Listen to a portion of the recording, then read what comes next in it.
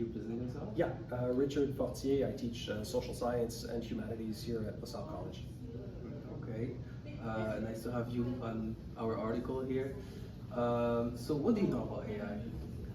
I know that most of the things that people claim to know about AI are speculation at this point. That's the first thing, right? That a lot of the things that we say about AI go beyond what we can know. Yeah, the stuff we see on YouTube, stuff like that. Well, more so than that. Even the experts are at the edge of like trying to make predictions about things that are near unpredictable.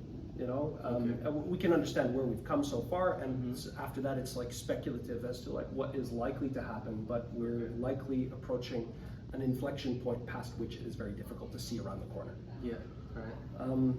What I know about AI is that people have been concerned about questions of AI to a degree ever since like, you know, ever since the beginning of science fiction stories. People have been speculating about that type of stuff.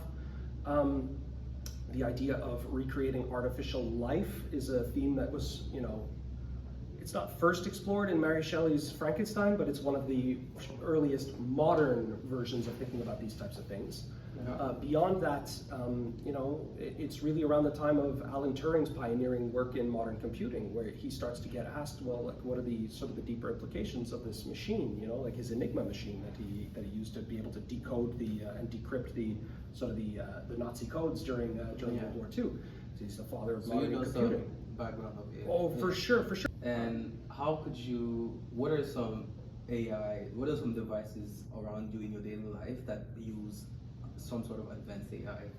Well, let me tell you about a job that I did when I was about your age. When I was 20 years old, I worked in a call center at Canadian Auto Association, CAA. I wasn't doing like the you know, the tow trucks that come to help you on the side of the road. I was doing the travel planning. So people would call me up and they would say, okay, well, I live in Quebec City and I want to go to Orlando, and you know, like I want to go next spring, and I need to know how to get there, and I want to know where I should stay along the way, and I want to know like what I should do with my kids when I get there and stuff. And I would be like, great. I would take notes and I would ask them questions about like, who's going with you, how old are you, or how many kids are coming, is boy or girl, whatever, blah, blah, blah, blah. Get as much data as I could.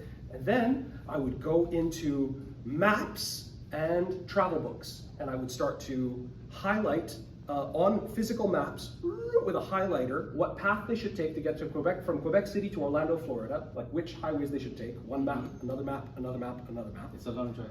Yeah, and I was doing this by hand, and then I was going through the travel books of every state that they would go through, and I would put highlighters and like little post-it notes and tags on all the pages with the stuff that I thought was going to be interesting for those people who were going, like the places I would recommend that they would stay, the activities that I would recommend that they would do. And then they would get that about 2 weeks later. 2 weeks later. So what does that have to do with AI? Well, as about 10 years ago, you know, you've got better access to that job that's been replaced by Google Maps, like instantly, with much better outcomes, much faster and much better outcome. The recommendations are more, the recommendations are better because of the amount of data that you fed into the system and that it's able to process about you. Like, it knows you better than I could ever know the person after a 15-minute conversation. It knows what you like, it knows what your preferences are, it knows who you're with. And it also knows, like, if a road has changed or there's traffic on it in real time, right? So like, it's instantaneously and continuously doing a better job than this actual human job that I would do for a fairly complex task. So this is an illustration of the AI in iPhones and smartphones. Yeah, since like 10 years ago. So like Google Maps uses a type of AI to do that. I mean, you know, like AI sits in the back end of a lot of our social media, trying to figure out like what we think and trying to drive engagement and trying to put ads in front of our face and trying to. And sometimes we don't even know if it's still listens to us.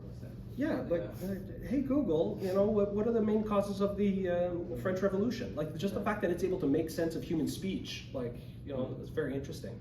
And so then chatbots begin to operate about 5 years ago and start to drive things forward quite a bit, both in sort of like customer service and in like people trying to, you know. Yeah, this is where we're gonna get. Yeah, customer service. Sure. So the main purpose is, how do you think in the future AI will, what's the impact that AI will have on business in general, in terms of managerial skills, in terms of jobs? We know that some jobs are going to get people are gonna get laid off. Oh, because, for sure, and it's not necessarily the ones that we would desire to see eliminated by AI, right? Like it's hard to see. It's hard to see around this corner, but some things that we can see happening right now with things like ChatGPT and with Midjourney and DALL-E and what's the other one? Stable Diffusion.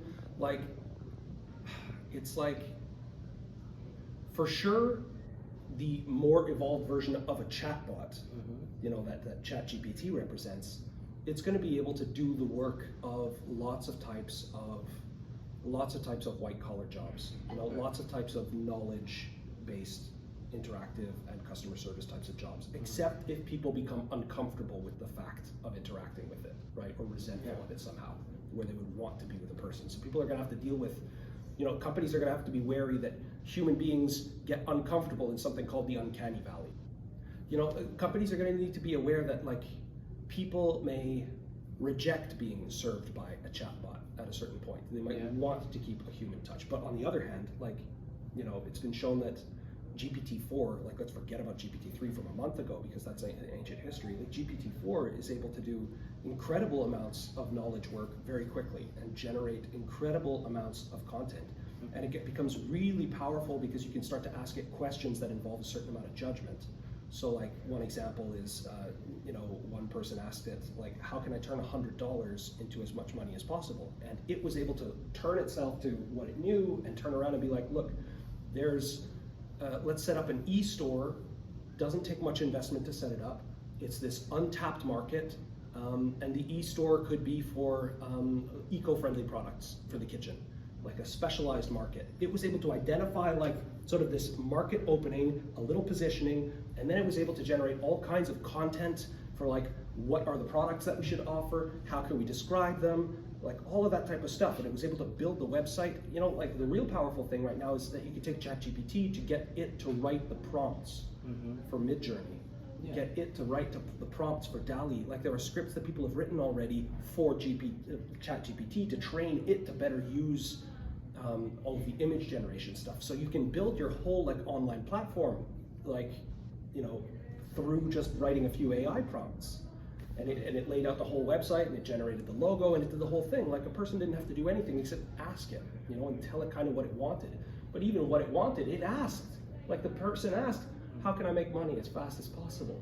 It's not even that the person had an idea. The AI came up with the idea and then did all the work.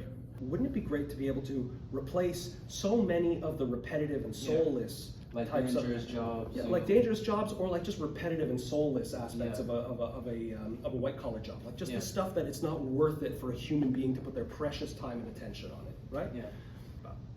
So I think that the types of jobs that are going to be impacted the fastest right now are not necessarily the ones that you would think ideally we want robots to be doing. Thank you. This was Richard Fortier's opinion, and see you next time.